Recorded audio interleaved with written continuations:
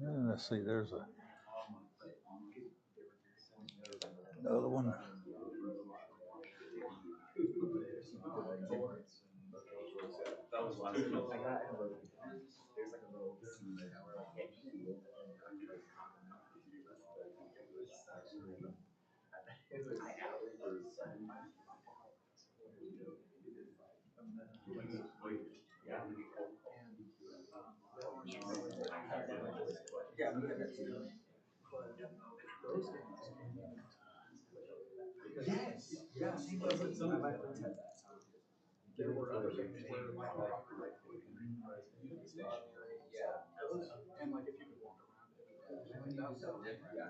Gentlemen, I think that we'll go ahead and get started. Ray's got a long lesson to go through and what have you. So let me just tell you a little bit about uh, the class here. This is a class on leadership and the purpose of it and the reasons for it and what's involved in it. Our speaker this morning is Ray Walden.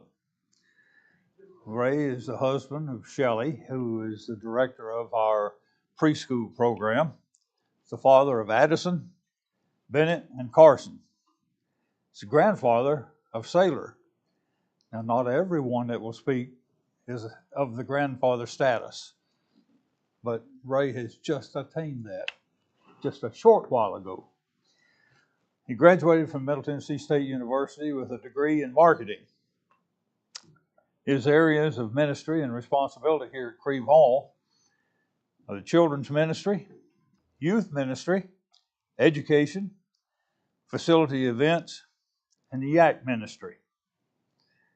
His occupation, he drives for FedEx, and wherever they send him, that is where he goeth. He's been at Creve Hall since 1994, so he became acquainted with Creve Hall because he went to summer camp and he met his bride at summer camp, and they married in '95 and been here ever since. So, and I've known him even longer than that, but we didn't go to church together until he started coming here. We're glad that Ray is one of our elders. He's going to speak this morning on the purpose of leadership. The reason for leadership is one verse that's given that I see, and that's Mark 10:45. And I will not get into it, but you just keep that in mind. Mark 10:45. What are spiritual leaders? They're servants, they're givers. What is the leader's love? There are several items in that, and Ray is going to cover all of these. I've got to go to benevolence. I've got an issue to deal with there in just a minute. But guys, couldn't ask for a better guy that knows what's going on than this guy right here. And he talks to the world when he drives for FedEx, so he knows more about the world too. So, Ray, come and teach us about the purpose of leadership. I'm not used to having an introduction before I teach class, so that's something new. Yeah, maybe I should I teach Randy Boyd. Maybe I should get him to introduce me every time I teach. But anyway, I'm glad you guys are here this morning. I hope this is going to be a good study. We've got a lot of specific things through this study that we're going to deal with in terms of church leadership and things. But today we're going to kind of look at things, just kind of more of an overview of leadership. As I was looking for like definitions, different things on leaders, it kept coming back to this idea of somebody that provides guidance, someone that goes on before you, someone that kind of leads the way.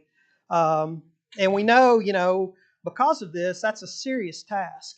When I was thinking about following somebody leading the way, I was thinking about when I was a kid. When I was younger, I'd like to go hunting. Once I turned 16 and got a driver's license, I didn't hunt after that. But when I was young, I really enjoyed it. And so in the morning, we'd go deer hunting, and we'd be walking through the woods. And like I said, I was about 10 or 11, and I know it's hard to visualize now, but when I was young, I was skinny as a rail. and short. And so, here I am. I've got my rifle in my hand. I've got my tree stand on my back that's hitting the back of my shins. And I would follow my dad into the woods, and he would have a flashlight. And because I didn't have any way to hold one, so I would literally sit, and I remember this so vividly. I would just watch his feet. I mean, as he stepped, I would try to put my foot exactly where he stepped. If we were going over a log, if we were going around something, because I couldn't see anything. And sometimes he would hold the light back. Sometimes he'd go by a branch and hit me in the face and everything. But I just, when I was thinking about this idea of leadership and following somebody guiding you, that's what I thought about. And we know that being a leader is a very serious task. He tells us in James 3, chapter 3, verse 1, not many of you should become teachers, my brothers, for you know that we who teach will be judged with greater strictness.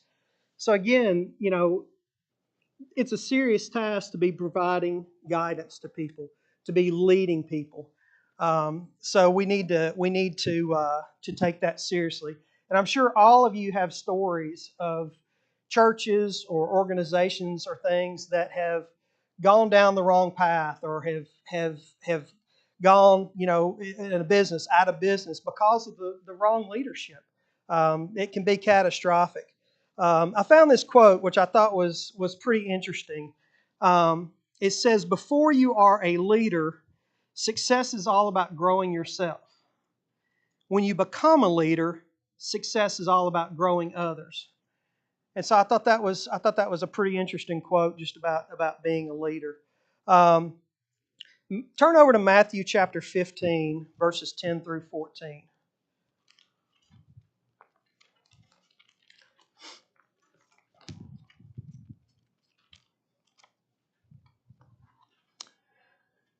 Matthew 15, 10 through 14 says, "And he called the people to him, and he said to them, Hear and understand, it is not what goes into the mouth that defiles a person, but what comes out of the mouth, that this defiles a person." Then the disciples came to him and said, "Do you know that the Pharisees were offended when you heard this saying?"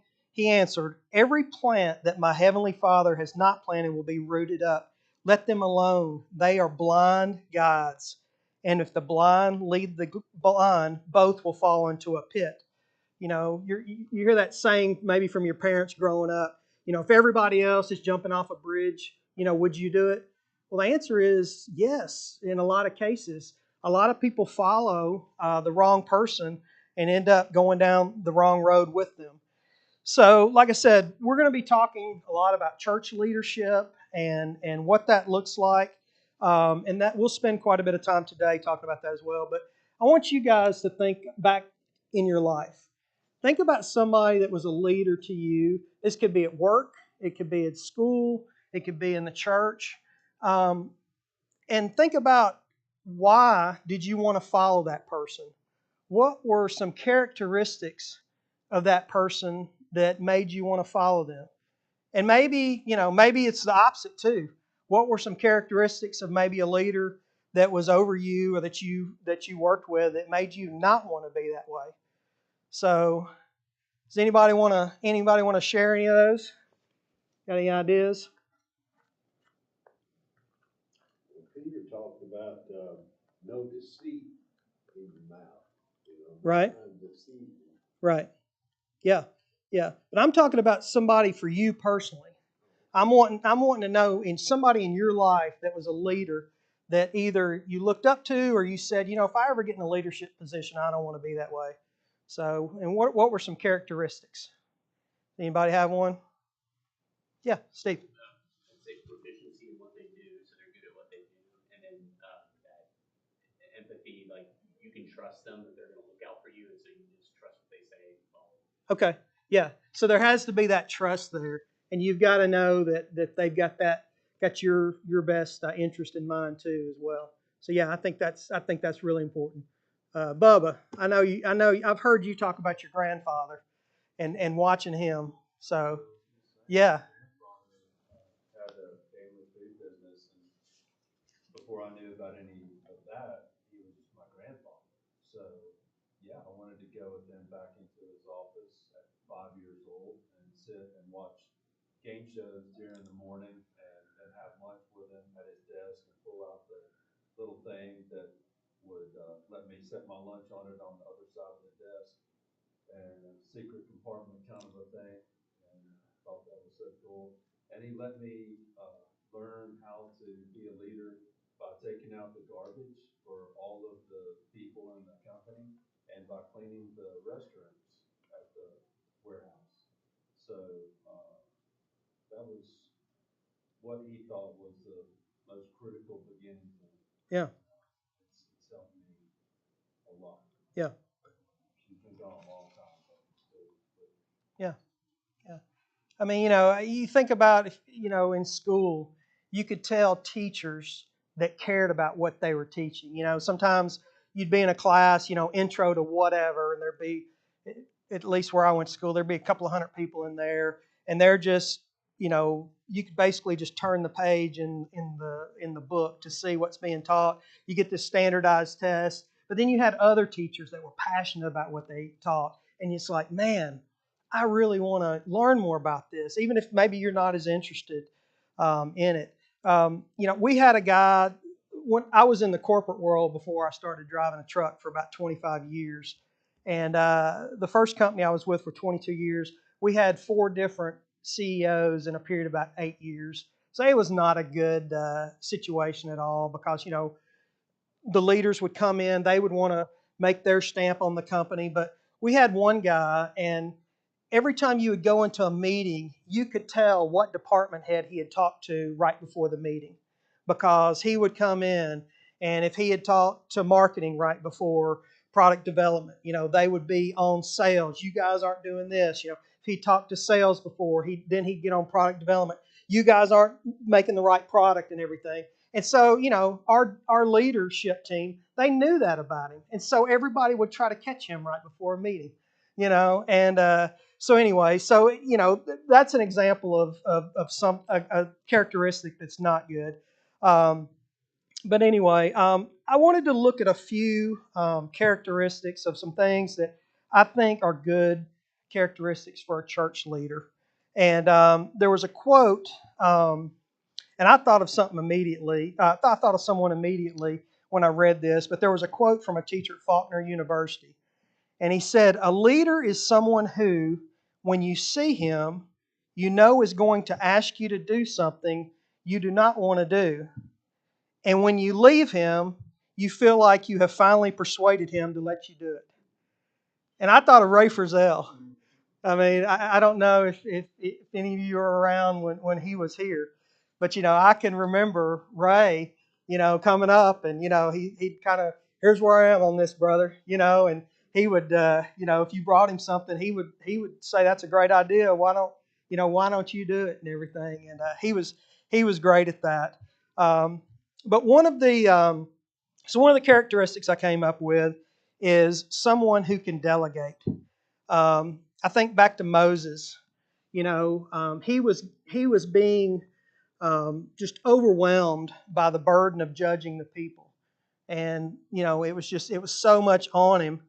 And Jethro taught him. He said, "Hey, delegate some of these responsibilities to other people."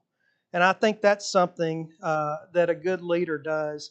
It's hard sometimes to turn that over, to not want to do everything yourself. But of all the things that you have to do, you have to prioritize yourself. What is the most important thing I need to be focused on? I think that's something we talk about a lot within the eldership. Is we have all these things, but at the end of the day, we need to be about the spiritual health of this congregation. And so, it's you've always got to stay focused. And one way to do that is, like I said, is to delegate. Delegate tasks to other people. Um, another characteristic is to motivate and encourage others. 1 Thessalonians chapter 5, verse 11 says, "Therefore encourage one another and build one another up, just as you are doing." And so if we think about good leaders encouraging others, it's not just telling somebody, "Hey, you're doing a good job," and things like that.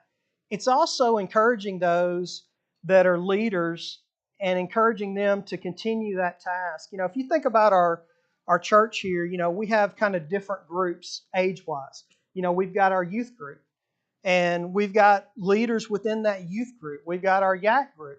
We've got leaders within our YAC group. You know, I've been to, you know, several meetings, and if there's something that is trying to be rolled out or something we really want to make sure goes well, you know, whether it's the youth or the YAC or any age group, there's always those leaders that get talked about within the group. We need to make sure we talk to so-and-so because they'll really help us push this and get the message across. And so someone that's able to motivate and encourage others, I think that goes a long way. And it doesn't matter, again, what age.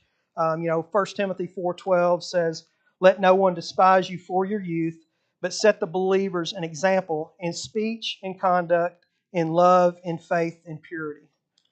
So another characteristic that I think is important is to lead by example and participation. So what do I mean by that? One thing we know from Paul is that he was working with the people. He didn't want to be a burden to them. And so he was right there with them with whatever they were doing. And I think that's so important. You know, I used to train new reps that would come on board. We had these territorial sales managers, and I would fly out and work with them and everything. And when you spend time with people, you really get to know them. You know, I would have reps that I had known for a while, but when you go out there and you're working with them all day long, you find out, you know, I've got a granddaughter. You know, they may have a grandchild that's sick. I know I had one rep that lived in Iowa.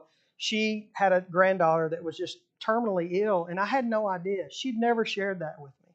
So when you're spending time with people, you find out. You have time for those conversations. And so, you know, I think leaders need to take time to be with the people that they're leading, and also participate. You know, it's like tonight with our service project. I don't think it would be good if none of the elders or none of the ministers or none of the deacons signed up to do anything tonight. That's not really showing the congregation, you know, that we think that this is important.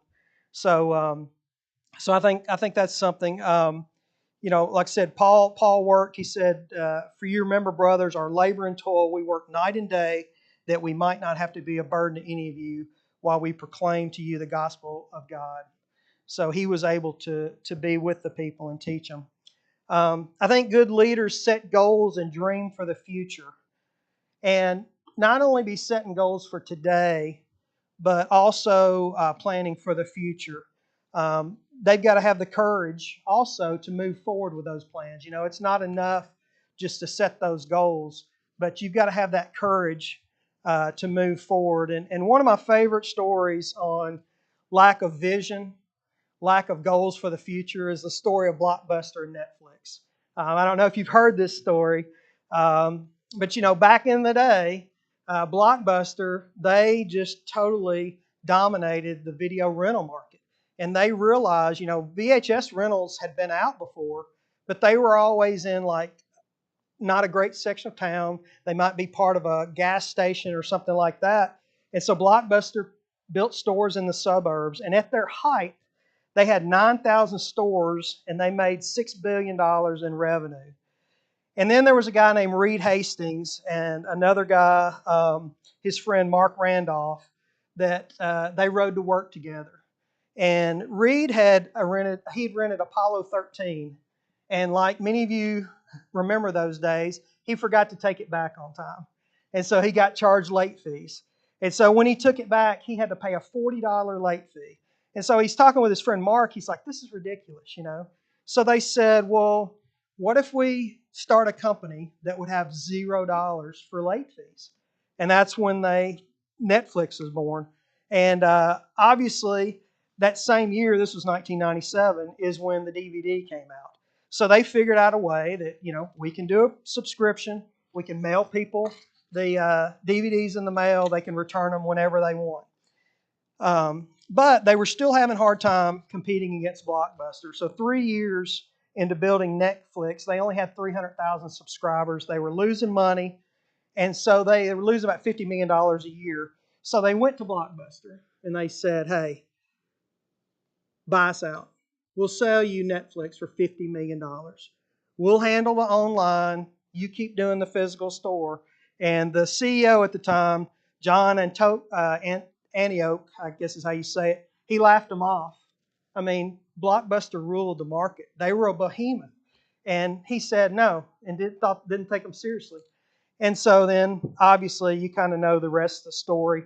Blockbuster tried to get into the online business. They first said, well, we'll just do away with the late fees. Well, that was giving them $800 million a year of just basically straight profit. So anyway, they ended up filing bankruptcy, and Netflix is worth $400 billion a day. So to me, that's just a great example of a leader that didn't have vision, couldn't see what was going to happen, and really kind of dismissed these guys that were trying to tell him what was going on. So the next thing that I think is leaders are mentors. And we see this several places in the Bible. You have to train those people that are going to be replacing you someday. And if there's a shortage in a group of potential leadership, that could be an indictment of the current leadership. Some leadership groups, they don't want to train people to take over for them. They want to hold on to that power. We see that in the Bible with the Jewish leaders and everything. They wanted the power that they had. So part of that training is to look for opportunities for future leaders and teach them how to lead. I think of Joshua. Let's turn over to Joshua chapter 24.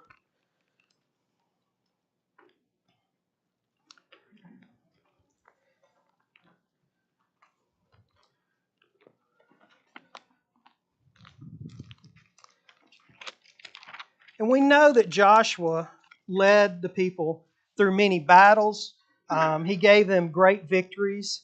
But Joshua 24, verses 29 through 31, to me, this is the reason we know that Joshua was a great leader.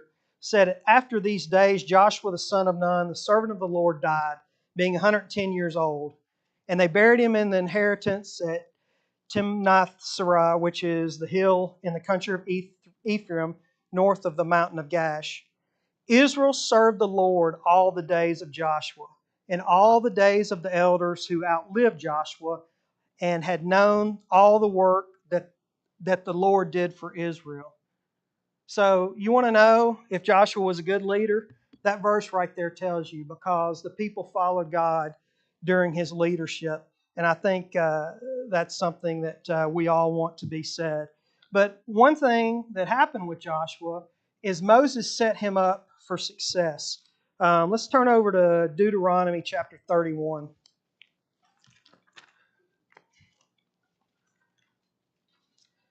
And I'm going to read.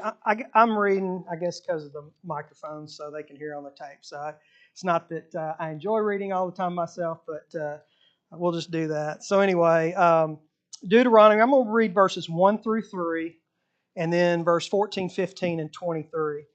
And this is how we see that Joshua was kind of set up for success by Moses. So verses 1 through 3 of chapter 31. So Moses continued to speak these words to all Israel. And he said to them, I'm 120 years old today. I'm no longer able to go out and come in. The Lord has said to me, you shall not go over this Jordan. The Lord your God himself will go over before you. He will destroy these nations before you, so that ye shall dispossess them, and Joshua will go over at your head. And then skipping down to verse 14 and 15. And the Lord said to Moses, behold, the days approach when you must die. Call Joshua and present yourself in the tent of the meeting, that I may commission him. And Moses and Joshua went and presented themselves in the tent of the meeting. And the Lord appeared in a pillar of cloud, and the pillar of cloud stood over the entrance of the tent. And then skipping down to verse 23. And the Lord commissioned Joshua the son of Nun and said, be strong and courageous, For you will bring the people of Israel into the land that I swore to give them. I will be with you. So we see here that Moses knew, hey, my time has passed. I've done this thing. We Numbers, was it? I think it's 3 verse 1. It says, that Moses was so humble, and that was one of his great attributes. But we see that Moses knew, hey, it's time for me to move on. It's time for me to step aside. And he's, bringing Joshua in front of all the people to let them know, and to me, that is so important. Anytime you're transferring leadership or someone else is taking over, they need to know that the person that was leading supports this person. It can just make such a difference. And again, a lot of times we see that people don't want to give up that leadership. They want to hold on to it. And, Moses could have said, I'm not doing this. I want to keep leading the people. And then, obviously Joshua wouldn't have been set up to take over. So I think that's important. And I think it was important that he did it publicly in front of the people. Another attribute that I think is important is that church leaders don't seek personal agendas or the agendas of those around them, but seek to do what God's Word says. And that's got to be the key to everything. All the decisions that are made have to be according to God's Word. And, I think about Rehoboam.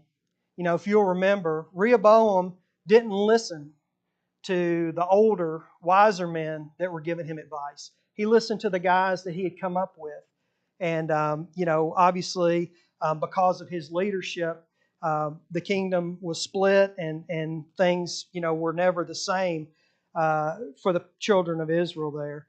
It's important that, I don't do what I think is best, or I don't do what everybody else around me is telling me we need to be doing. I do what the Bible says we need to be doing. And I think that's something that we always have to focus on. You've got to stick to the Word when you're making decisions. One other attribute is leaders need to be uncompromising yet compassionate. So, you've got to have that strong conviction about the Word. You've got to stick to the Word, but you also have to be compassionate with those that may disagree, or people that may have a hard time understanding what you're trying to do.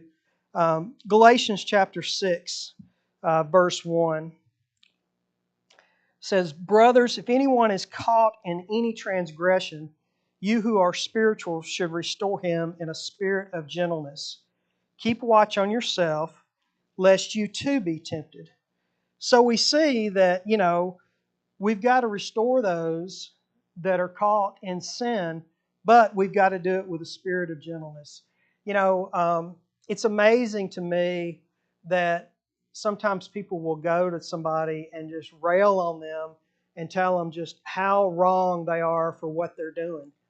And, that's not necessarily, what they're doing is correct. But at the same time, do you think that person's ever really going to hear them? We may have somebody come and visit us here, and, they may maybe look different, or they may even be living their life in sin. But if we immediately go to them and say, "Hey, you're wrong. I can't believe you're doing this. Why are you here?" we'll never see them again. And that's fine if you're wanting to run people off. But if you're wanting to save their soul, you've got to be gentle with them and have a conversation with them and try to get to know them. Paul told Timothy in 2 Timothy 4, starting in verse 2, "Preach the word, be ready in season and out of season. Reprove, rebuke, and exhort with complete patience and teaching." So you've got to be able to have patience with people, and you've got to be able to teach people. Just don't just tell them, "Hey, what you're doing is wrong." So those are some characteristics that that I thought of, that really, really seem to indicate effective leadership, especially within the church. Um, we think about some great leaders in the Bible. Bubba mentioned one of them this morning, Nehemiah. And it is amazing if you look at what Nehemiah did. He was a captive in Babylon. When he heard that, how bad the walls of Jerusalem were. So he saw the need, that Jerusalem needs to be fortified. This is important. So what did Nehemiah do? He put together a plan. He prayed about it, and eventually he succeeded in building the walls. It's in Nehemiah chapter 4. It tells us of this great plan that he had. Not only did he involve everyone with helping to rebuild the wall, but he also had a plan to protect them while they rebuilt the wall. And he was able to keep all the people involved and have success. But their enemies, he knew their enemies were going to come after him, but he was able to come up with a plan to protect them. We're about to run out of time, so let's finish with some things that Jesus said about leadership and being an effective leader. And really, what we need to do if we want to be a leader in the kingdom. So let's turn over to Mark chapter 10. I think Galen may have mentioned that at the very beginning.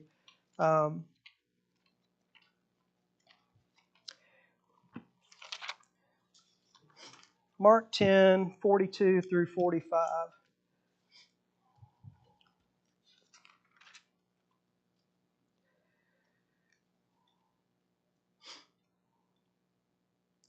It says, and Jesus called them to him and said to them, you know that those who are considered rulers of the Gentiles lord it over them, and their great ones exercise authority over them. But it shall not be so among you. For whoever would be great among you must be your servant, and whoever would be first among you must be a slave of all. For even the Son of Man came not to be served, but to serve and give his life as a ransom for many. So he's telling them, you see all these leaders and you see how they act. And what he's telling them is, that's not the way that I want you to lead. You're not going to lord this power over people. I'm sure that you can think of examples throughout your life of people that maybe got a little power and it kind of went to their heads. I think I see examples of that occasionally when I fly, especially with the family. I feel like there's sometimes some a little bit of aggressive leadership going through that airport process. And but Jesus is telling them, that's not how it's going to be for you. Verse 43, he tells them, we're going to be different. If you want to be a great leader in my kingdom, you're going to be a servant. And so that's the key. I think of what Bubba talked about at the beginning of class. Your grandfather knew for you to become a great leader, you need to serve. And so that's what he started you off doing. Serving others, cleaning those restrooms, sweeping those floors, taking out the trash. And so that's what great leadership is about. And then in verse 45, he said, for even the Son of Man came not to be served, but to serve, to give his life a ransom for many. So, Jesus is not expecting us to do anything that he hasn't already done himself. He didn't come to earth expecting to be served, but he came to earth to serve. And, we see in this verse that he gave his life for us. So not only was he a servant, but he was also a giver. And so we see the kind of leadership that Christ had for us.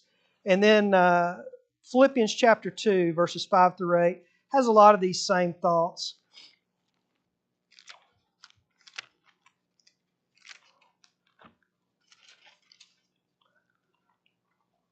Philippians 2, 5 through 8 says, have this mind among yourselves, which is yours in Christ Jesus, who though he was in the form of God, did not count equality with God a thing to be grasped, but emptied himself by taking the form of a servant, being born in the likeness of men and being found in human form, he humbled himself by becoming obedient to the point of death, even death on the cross. So we see, Christ left heaven. He became human. And even though he was human, and even though he was still God, he still served during his whole ministry. So as we start to move further into this discussion and these classes, be thinking about this week. What kind of leader do you want to be? What are the goals in your life in terms of leadership? And if that's the case, how do you want to lead? Obviously we're going to spend a ton of time in the Bible, and it tells us exactly how we need to be leading. But just again, think about those that have made you want to succeed, those that have challenged you, and think about what was it that really motivated me to keep taking that step forward. So next week we've got Tim McNutt and Bubba are going to be teaching on the eldership model, being a chief servant and decision making and potential problems. So I hope everybody will be here next week. So anybody have any questions or closing comments? We are going to have, I think, at the end a week for question and answer. Is that right, Phil? One or two? Yeah. So if you're thinking of questions, and I guess that's really open to anything, how handle different situations, things like that. Feel free to just write those down and give them to us ahead of time, and we'll work on those, and we'll answer those toward the end. So thanks for being here. Appreciate it.